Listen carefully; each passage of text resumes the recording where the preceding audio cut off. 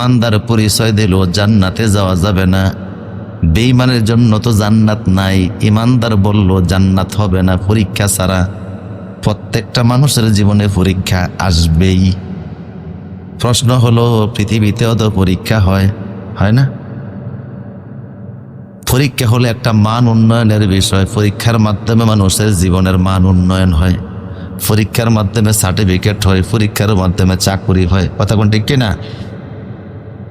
আবার রাজনৈতিক দলের ভিতর যেই নেতার পরীক্ষা যত বেশি, অনেক সময় তার মূল্যায়ন তত বেশি।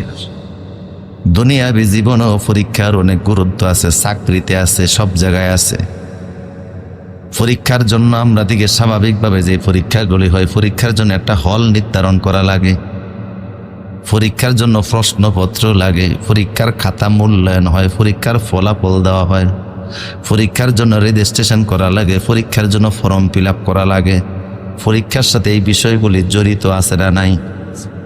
আল্লাহ যে পরীক্ষা নিচ্ছেন প্রত্যেকটা বিষয়ের সাথে এগুলি জড়িত আছে। আল্লাহ পরীক্ষার জন্য একটা হল নির্ধারণ করেছেন, সেই হলটার নাম হলো দুনিয়া। সুবহানাল্লাহ।